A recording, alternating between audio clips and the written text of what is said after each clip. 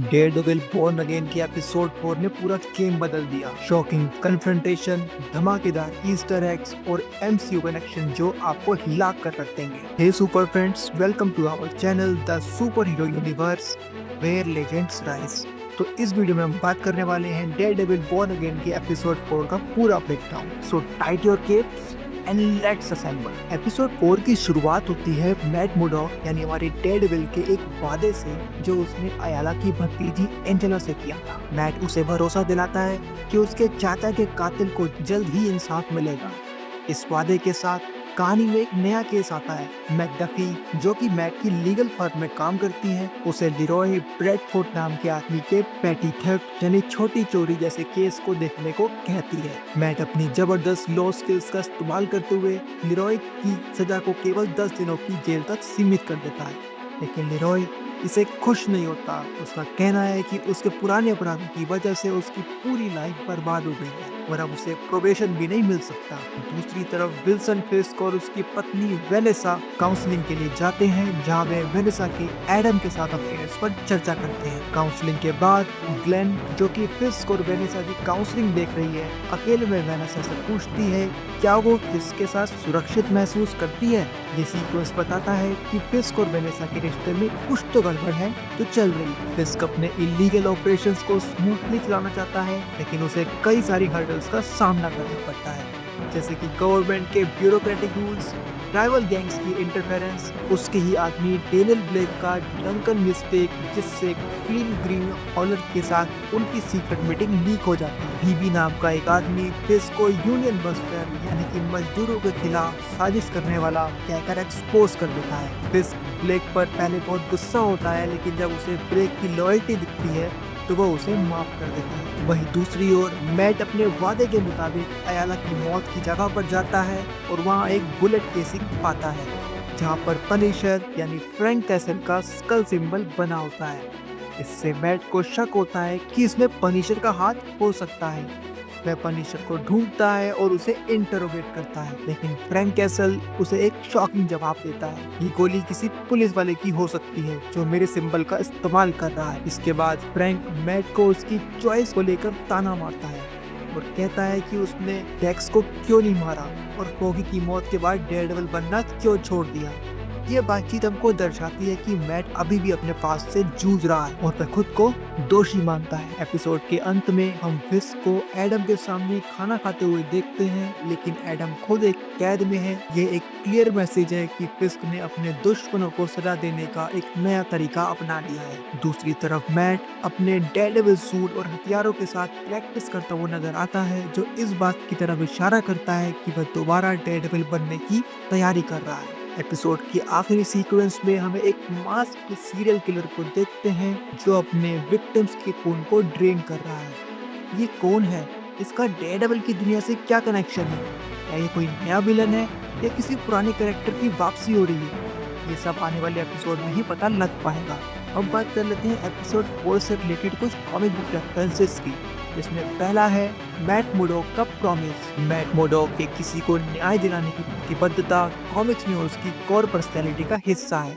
खासकर Daredevil Born again जो कि लिखी गई थी फ्रैंक मिलर और डेविड के द्वारा, उसमें मैट ने बार बार अपने नैतिक मूल्यों को प्राथमिकता दी है। मैट का एंजेला से वादा उस आइकॉनिक आर्क से इंस्पायर्ड है जिसमें वो हेल्स किचन के लोगों की रक्षा करने के लिए सब कुछ सैक्रिफाइस कर देता है। इसमें जो दूसरा रेफरेंस है वो है लिरॉय ब्रैडफोर्ड और लीगल स्ट्रगल से रिलेटेड। कॉमिक्स में भी मैट मुर्डॉक अक्सर ऐसे मामलों को लेता है जहां गरीब और कमजोर लोगों को न्याय नहीं मिल पाता। खासकर Daredevil the man without fear comics में वो लगातार करप्ट लीगल सिस्टम के खिलाफ लड़ता है। लिरॉय ब्रैडफोर्ड का केस एक रिफ्लेक्शन है मैट के इनर कॉन्फ्लिक्ट का, जहां कानून की सीमाएं उसे फ्रस्ट्रेट करती हैं। तीसरा रेफरेंस जो हमको मिलता है वो है विल्सन फिस्क और वेनेसा फिस्क की बातचीत से। फिस्क और वेनेसा का टॉक्सिक रिलेशनशिप डेयरडेविल कॉमिक्स में भी प्रोमिनेंट है। Daredevil love and war comics में जो कि लिखी थी फ्रैंक मिलर और बिल ने, उसमें वेनेसा की मैनिपुलेशन और फिस्क की ऑब्सेशन को बारीकी से दिखाया गया था। शो में वेनेसा का एडम के साथ अफेयर और फिस्क का उस पर रिएक्शन इस कॉम्प्लेक्स डायनेमिक की ओर हमको इशारा करता है। अगला जो कॉमिक बुक रेफरेंस हमको इस एपिसोड में देखने को मिला वो था डैनियल ब्लेक और फिस्क का अंपायर।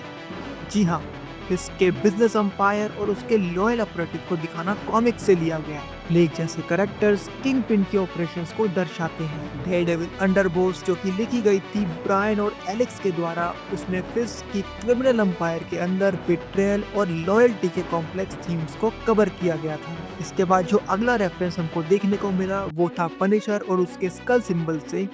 फ्रैंक कैसल, जिसे हम पनिशर के नाम से जानते हैं, उसका सिंबल कॉमिक्स में आइकॉनिक है। पहली बार इसे देखा गया द अमेजिंग स्पाइडरमैन इशू 129 में, जो कि पब्लिश किया गया था 1974 में। उसमें पनिशर अपने जस्टिस के वायलेंट तरीके के लिए अपने इस सिंबल का यूज करता है।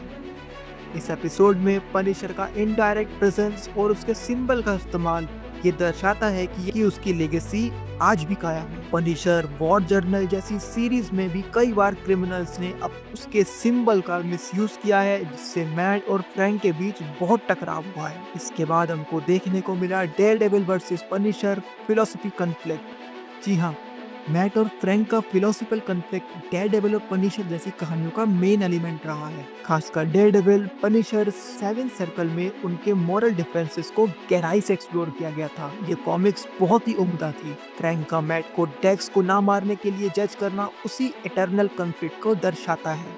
उसके बाद जो अगला रेफरेंस हमको देखने को मिला वो था फॉगी नेल्सन की मौत। फॉगी नेल्सन की मौत का इनडायरेक्ट रेफरेंस एपिसोड में इमोशनल वेट लाता है। डेयरडेविल एंड ऑफ डेज जो कि लिखी गई थी ब्रायन और डेविड मैक के द्वारा, उसमें फॉगी की मौत मैक को इमोशनली शैटर कर देती है। कुछ ऐसा ही सीरीज में भी दिखाया गया। इसके अलावा जो आखिरी रेफरेंस हमको देखने को मिला कॉमिक से रिलेटेड वो था सीरियल किलर और ब्लड ड्रेन से रिलेटेड। सीरियल किलर का विक्टिम्स का खून निकालना कॉमिक्स में सुपरनैचुरल एलिमेंट्स की तरफ इशारा करता है। यह कैरेक्टर मिस्टर फियर या वॉचमैन जैसे डार्क विलन से प्रेरित हो सकता है। डेयरडेविल येलो कॉमिक्स में भी हमें साइकोलॉजिकल और वायलेंट विलन्स को हाईलाइट किया गया था।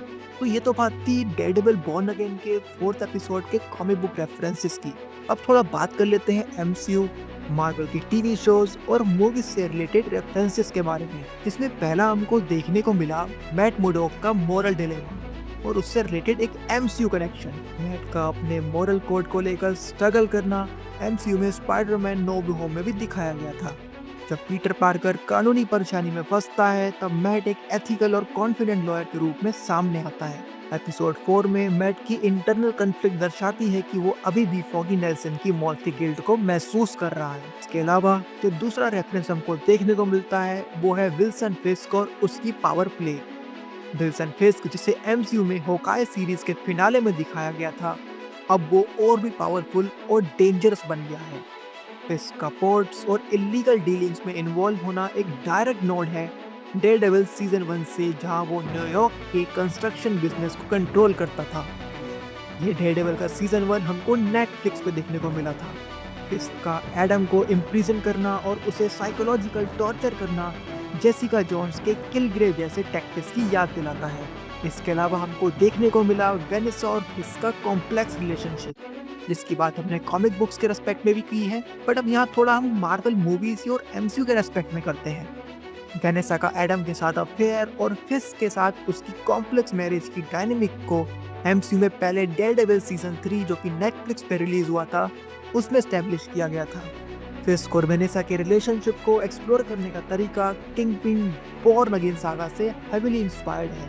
इसके अलावा जो अगला रेफरेंस हमको देखने को मिला एमसीयू के रेस्पेक्ट में वो था द पनिशर और उसके सिंबल से रिलेटेड। जब मैट को पनिशर का स्कल सिंबल बुलेट केसिंग पर मिलता है तो वह ये पनिशर नेटफ्लिक्स सीरीज का एक मेजर कॉल बैक है। फ्रैंक कैसल की वायलेंट विजिलेंटे जस्टिस अप्रोच को पहले डेयरडेविल के सीजन 2 में देखा गया था, जहां मैट और फ्रैंक के बीच इंटेंस फिलोसफिकल कॉन्फ्लिक्ट हमको दिखे थे। फ्रैंक का मैट को जज करना इस बात की ओर इशारा करता है कि फ्रैंक कैसल अब और भी एक्टिव है, लेकिन अनसीन शैडोज में काम कर रहा है। अब बात कर लेते हैं फॉगी नेल्सन की डेथ और उसके इम्पैक्ट के बारे में जो हमको एमसीयू में देखने को मिलता है। फॉगी नेल्सन की मौत का जिक्र एमसीयू कंटिन्यूटी में मैट के इमोशनल स्टेट को एम्फसाइज करता है। डेयरडेविल सीरीज में भी फोगी हमेशा मैट की मोरल कंपास था और उसकी एब्सेंस मैट के ब्रोकन स्टेट को रिफ्लेक्ट करती है। उसके अलावा हमको एक रेफरेंस मिला क्लीन ग्रीन हॉलर्स और यूनियन बस्टिंग से रिलेटेड। फिस्क के क्लीन ग्रीन हॉलर से जुड़ाव और यूनियन बस्टिंग टैक्टिक्स एमसीयू में फिस्क के करंट बिजनेस स्ट्रेटजीज को रिफ्लेक्ट करती हैं। ये falcon and the winter soldier में जीआरसी यानी ग्लोबल रिपैट्रिएशन काउंसिल के क्वेश्चनेबल टैक्टिक्स से भी मिलता जुलता है। इसके बाद हमने एपिसोड में देखा डेक्स का मेंशन। फ्रैंक कैसल द्वारा मैट को डेक्स को ना मारने के लिए टॉन्ट करना एक सीधा कॉलबैक है डेयरडेविल सीजन 3 के बारे में, जो कि नेटफ्लिक्स पे रिलीज हुआ था। उसमें बुल्सआई के कैरेक्टर आर्क की तरफ इसको रेफरेंस किया गया है।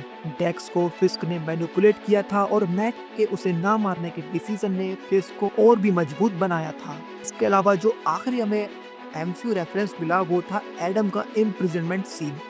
फिस्क द्वारा एडम को साइकोलॉजिकल टॉर्चर करना एमसीयू में लॉकी और थॉर की रिलेशनशिप की याद दिलाता है।